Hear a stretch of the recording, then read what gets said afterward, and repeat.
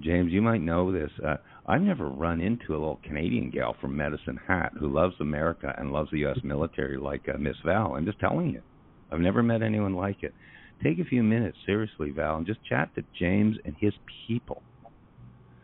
And as honestly, a Canadian gal who's just looking someday to get back to the freedom of the United States in Arizona, talk to James personally and his people and tell him what the military means to you.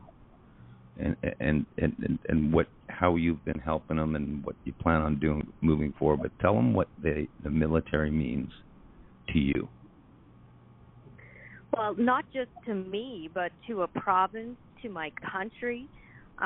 You represent our freedom, and when you are under communism, they never call it communism.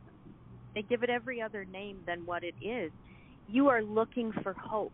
Hope is what you're hanging on to, and that United States flag represents that. And our protection comes contracted out to the United States military.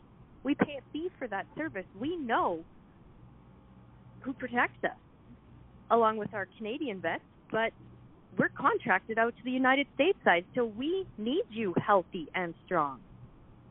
And when one of you is down, we're all down. We're hearing, we're listening, and we have to do our part. But from my heart, I say thank you, and I stand shoulder to shoulder. But I mean, how do you even put into words?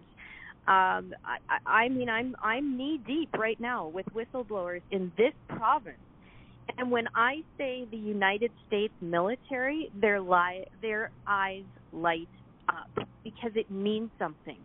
It has stood strong, and through the test of time, that is our hope. America is the last beacon of freedom, and we have to fight for that. We have to do our part, not just from Alberta, not just from Canada, but other communist places in the world. And the stories that are coming out, if the United States military was to hear some of the garbage that's going on, I'm talking all kinds of things that I'm hearing from families impacted. The United States military will not stand for it. They won't, because there are people just like you, James, that won't accept this garbage, won't stand by and not do something. And that's the fight we're in. I mean, it's global scale. And I have to touch on, we were talking about these politicians some of them are starting to come together. I think it is our military that can unite both sides of the table. I really do. And that's where it starts. It starts with standing up for our brothers, standing up for our neighbors.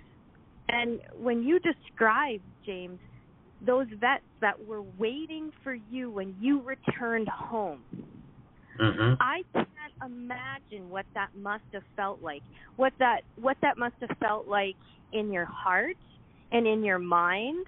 And I bet you that is a contributing factor in your own recovery, is what that meant to see them there.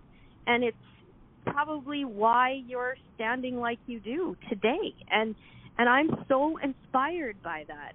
And I'm a Canadian. I'm not an American. And I just won't stand for that. And I believe that there's good politicians on both sides of the fence who are listening at home saying, we're not going to stand for that either. Because in this mess, it's those politicians that we are looking to now to say, you can do something. You're entrusted and empowered to do something.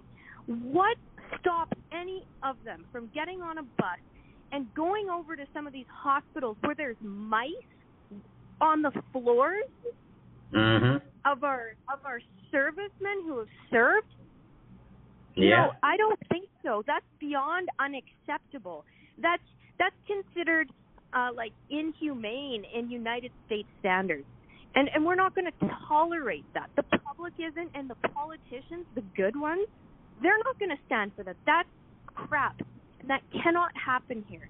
And so I am just, calling on these politicians from both sides, this is how we unite. We unite through strengthening and getting our guys and girls, getting all of them coming around, all generations, and getting some regulations. This isn't rocket science.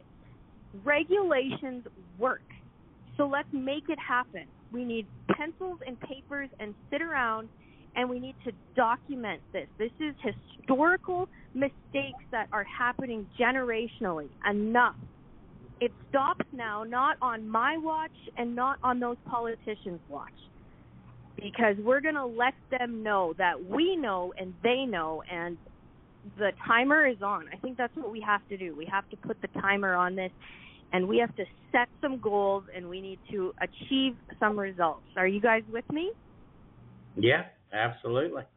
Hear, hear. Hear, hear.